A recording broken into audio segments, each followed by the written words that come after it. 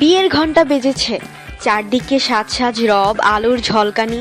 বরযাত্রী এসেছেন কনের বাড়িতে। সব আনুষ্ঠানিকতার পাশাপাশি বর কনের কবুল বলাও শেষ। এবার বরের সঙ্গে কনে যাবেন শ্বশুরবাড়ি।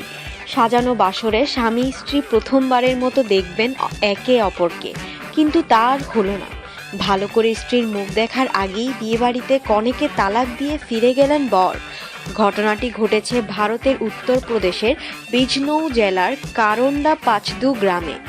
গতকাল মঙ্গলবার টাইমস অফ ইন্ডিয়ার এক প্রতিবেদনে জানানো হয়, বিয়েবাড়ি থেকে কনে পক্ষের অর্থ ও সোনা চুরি হয়।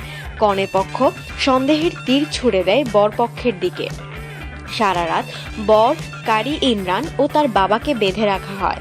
এতে অপমানিত ও ক্ষুব্ধ হয়ে সকালে তালাক দিয়ে ফিরে যান বর। স্থানীয় লোকজনের ভাষ্য, গত সোমবার রাতে চাঁদপুরন গ্রাম থেকে বিয়ে করার জন্য বর ইমরান বরযাত্রী নিয়ে পাঁচদু গ্রামে আসেন। বিয়েও হয়ে যায় বরকনের। বিয়ের পরপরই কনেপক্ষ অভিযোগ তোলে, আসর থেকে তাদের 1,45,000 রুপি ও বেশ কিছু গয়না চুরি হয়েছে। কনের বাবা নাসির আহমেদের দাবি, বরের ভাগ্নে আকিব ও একজন নারী এই অর্থ ও গয়না চুরি করেছেন। এ নিয়ে দুই পক্ষের বাগবিতণ্ডা হয়। এক পর্যায়ে অর্থ ও গয়না ফেরত দিতে তারা বর ইমরান ও তার বাবাকে বিয়ের পর সারা রাত বেঁধে রাখেন। বিষয়টি পুলিশে জানালে সকালে পুলিশ কনের বাড়ি গিয়ে বর ও তার বাবাকে মুক্ত করে।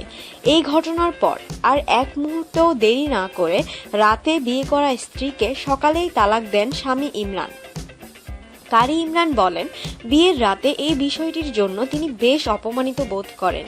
তিনি বলেন, সদ্য বিবাহিতা স্ত্রীকে বিচ্ছেদের জন্য প্রস্তুত ছিলাম না। এরপরও আমাকে বাধ্য হয়ে আমার স্ত্রীকে তালাক দিতে হয়েছে।